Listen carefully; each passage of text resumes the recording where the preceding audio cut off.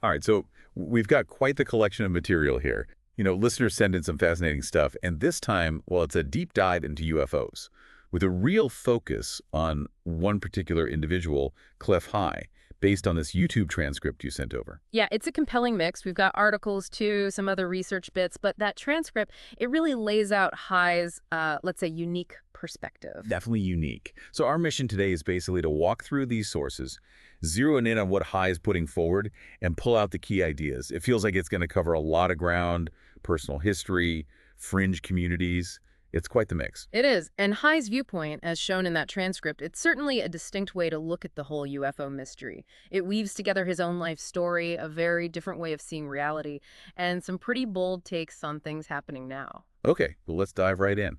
Starting right at the beginning of his story in that transcript, he traces his whole fascination back to when he was really young, maybe 3 or 4 years old, in Alaska. Right, during a caribou harvest, his dad worked on the DOD line, the old Defense Early Warning System.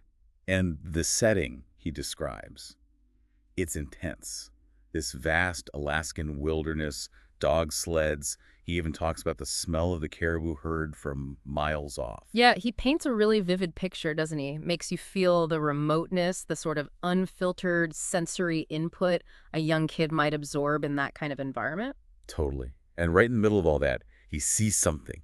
Something in the sky he couldn't explain. He says he didn't even really get what stars were then, but he knew this thing moving overhead was different. And he had that feeling, you mentioned it, that it was watching them, observing them, maybe even interacting somehow. Yeah, for a 3 or 4 year old, that's going to stick with you, isn't it? Absolutely. And looking at the rest of his narrative in the transcript, that early experience really feels like the seed, Hmm. the foundation for this lifelong engagement with unexplained stuff. It kind of primes his mind maybe to look beyond the conventional. Which brings us to something really central to understanding him, his experience with schizophrenia. He actually describes it as living in the woo, his term for that sort of unknown territory most people shy away from. Right. And he frames it not necessarily as a negative, but as just a different way his mind processes reality. He argues it naturally led him towards these kinds of phenomena from early on. So the woo Yes. is his shorthand for. For that realm of the unknown, the unconventional, yeah. Yeah. He suggests his reality is less fixed, more unpredictable maybe than it is for most people. It gives him this almost built-in questioning of consensus reality. Like a different operating system almost. Not necessarily broken, just different. Challenges those assumptions others might just take for granted. He does mention his main focus shifted towards politics around 63, but that underlying interest, that way of thinking, it seems like it never really left him. No, it seems not.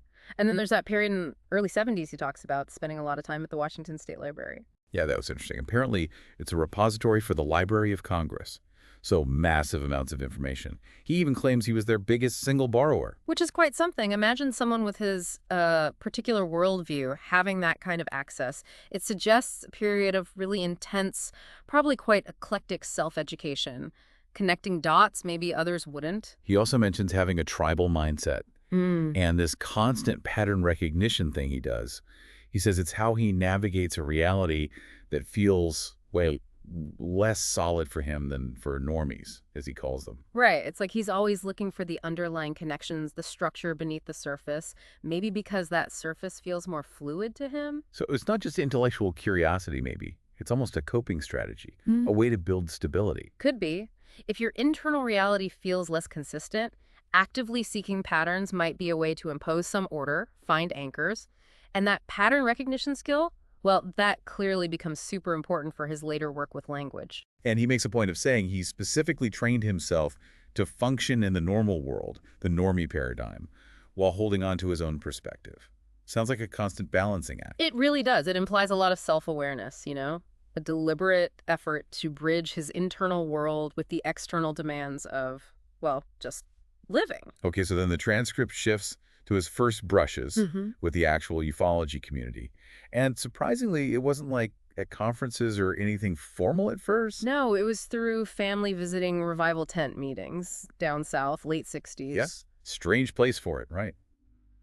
But he says alongside the religious stuff, there were these little pockets of UFO talk, even like mini conferences popping up. That's a fascinating mix, isn't it? Religious revivalism and UFO speculation rubbing shoulders. Suggests maybe a shared search for answers outside the mainstream, even if the frameworks were totally different. And it was around then he started forming some pretty strong opinions.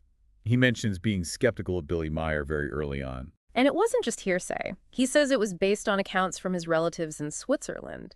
People who claimed they were personally hoaxed by Meier back in the 60s said they were even in one of the famous photos. Wow. Okay, that's a direct connection. Hearing that firsthand from family, yeah, that would definitely cement your skepticism, wouldn't it? It's not just reading some debunking article. Exactly. And he makes another interesting point connected to his condition. He suggests his inherent paranoia stemming from the schizophrenia actually made him harder to fool. How so? Well, he's already kind of operating on the assumption that his perception might be off, right? So he's constantly questioning, analyzing. He thinks that makes him less likely to just accept things at face value, maybe more resistant to cons. Huh. That's a compelling way to look at it, using that internal questioning as a shield, almost. Yeah. Then we get into the internet era, or pre-internet, really. He talks about being on computer BBSs, bulletin board systems way back in '79. Which is super early adopter territory. And he says even then, before online porn was apparently a big thing, there were dedicated UFO dial-up forums. It really shows how long this interest has been simmering in certain communities, doesn't it? People finding ways to connect over it, even with clunky early tech. He describes them as really passionate places, almost addictive, he says. You had to dial in, pay phone charges sometimes. It wasn't casual scrolling. No, it shows real dedication. A core group deeply invested in this stuff, looking for information and connection you couldn't get elsewhere easily. So then the internet proper arrives, mid-90s. And those UFO forums, they migrate online and become, in his words, a gold mine, a linguistic gold mine for his research. Right, because this is where his theory about language comes in. He believes people subconsciously leak psychic impressions, that's his term, in how they write and talk. And these online forums, relatively uncensored, were perfect for analyzing that. It's a wild idea. Language is the conduit for psychic stuff. But you can see how those early, freer internet spaces might seem like fertile ground for seeing unguarded expression. Definitely. And he mentions running across names like David Wilcock and Corey Goode during this time. But he says he was immediately skeptical of their language. How do you describe it? Specifically vague was the phrase he used, and overly persuasive. He contrasted it with someone like General Flynn, who he saw as more factual, more direct. Okay, so it ties back to his earlier skepticism. He seems very attuned to language he perceives as manipulative or pushing an agenda versus just presenting information. Exactly. And he stresses his main goal wasn't really about proving or disproving these people. It was about finding those texturally leaked psychic impressions in the language itself across the board. He gives some examples of predictions he claims came from this method. An electrical event. Something about the Scott Peterson trial, the cost of the Concordia cruise ship disaster. Yeah, those are striking claims. If accurate, they'd suggest his method analyzing these language patterns yielded some tangible hits, at least in his view. We have to remember, these are his interpretations of his own data, of course. Of course. And he talks about it like panning for gold, sifting through enormous amounts of text, discarding almost all of it, just to find these little nuggets. Right. He says encountering figures like Wilcock and Goode was almost incidental. They were just part of the linguistic landscape he was panning through, not the primary focus. Now, here's a twist. The original motivation for all this linguistic analysis, according to him, it was actually trying to predict the stock market. Really? Okay, that's practical. Yeah. He figured investment decisions weren't purely logical, right? Driven by emotion. So he started analyzing language for emotional tells that might predict market moves. That's fascinating. Starts with trying to make money, ends up exploring psychic leaks in language. It does fit with his claim about training himself to function in the normie world, seeking tangible results. And he says this financial focus eventually led him to broader ideas, like his Wooble concept. And get this, predicting Bitcoin. Predicting Bitcoin. When? He claims back in 2005, which would be, 3 years before the white paper even came out? Wow, okay, that's a huge claim. If he really did anticipate something like Bitcoin that early, based on language analysis, well, you can see why he'd have confidence in his method. Then he gets into the really out there stuff, explaining why he thinks this works. Humans, as electrical beings, constantly shifting ionic balances in our cells. He describes the brain as microcrystals in oil, acting like an antenna. Yeah, exactly. He mentions someone named Michael Linton's work on cellular ionic balance in energy fields. It definitely veers into pretty speculative territory here. Yeah. Biophysics mixed with maybe some fringe ideas. The body as an electrical antenna interacting with energy fields. Yeah, that's definitely not mainstream science, but it's core to his model. And then he brings up the refresh rate of the universe. Says even the Navy patents mention something similar related to UFOs, and he thinks our electrical nature lets us pick up unconscious impressions that then leak into our language. Right. He points people to his Wobble video for the details. Okay, refresh rate of the universe. That's highly theoretical. I mean, quantum physics talks about the fundamental nature of reality, but linking it directly to psychic impressions via a specific refresh rate, that's a big leap beyond current scientific consensus. Right.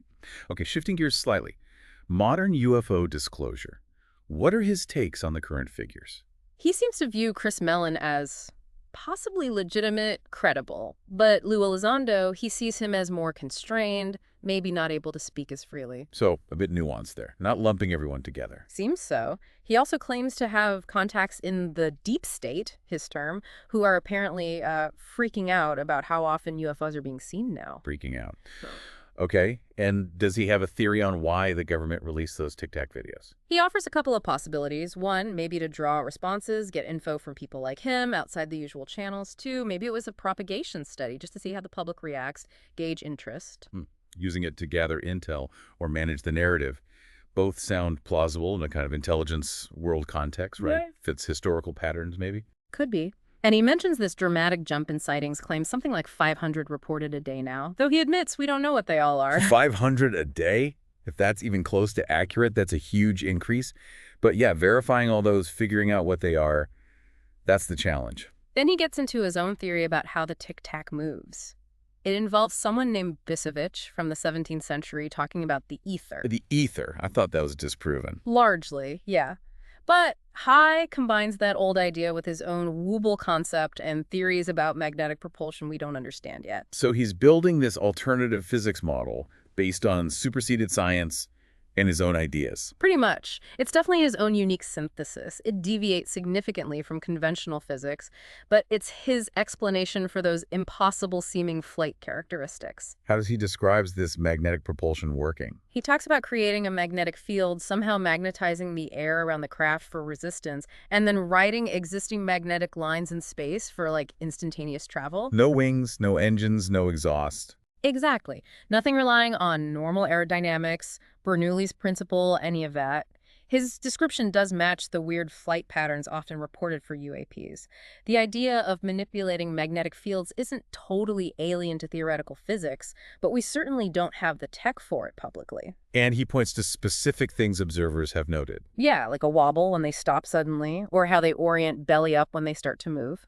He sees those details as evidence supporting his magnetic drive theory, using the small details to back up the big picture. Which leads to the big question. Could some of these be ours? Human-made? He thinks it's possible. Highly compartmentalized military projects. He points again to those U.S. Navy patents that mention operating in the gap in the refresh rate of reality. That phrase again. He sees that aligning with his ideas and maybe even Bob Lazar's claims, though Lazar talked about gravity amplifiers. Right. Similar concept, different terminology maybe. Those Navy patents are real public record. High's interpretation of that specific language, the refresh rate bit, is key to his argument that maybe this tech already exists in secret. And this idea of operating at that crazy high refresh rate, 22 trillion times a second, he thinks that allows for instantaneous jumps, like sci-fi stuff. Yeah, he refers back to the patents, suggesting they hint at physics beyond the standard model. Again, it's deep into theoretical territory, manipulating reality's fabric. No public evidence we can do that. He also floats the idea of different military branches, Navy versus Air Force maybe, having their own separate secret programs, not sharing tech. Yeah, he uses the analogy of Germany and WWII, how their military-industrial complex was compartmentalized. It's plausible, right? Given military history and the secrecy you'd expect around game-changing tech. Okay, so then the transcript gets pretty critical of various alleged whistleblowers and contactees. It does. He contrasts Bob Lazar, who he sees as tortured, reluctant with others like Corey Goode. He doesn't think Goode shows signs of real combat trauma, which he seems to associate with authenticity and whistleblower claims. Lazar's reluctance is often cited, yeah. And High seems skeptical of people who, in his view, almost market their suffering for credibility. Right.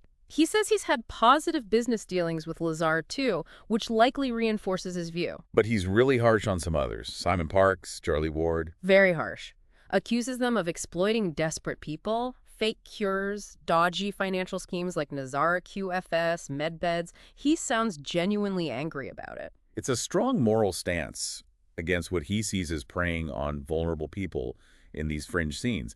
A definite concern about misinformation causing real harm. He's also critical of Michael Jocko's super soldier claims, dismisses William Tompkins' stories as exaggerations of a low-level career, and is skeptical about Dan Burrish, too.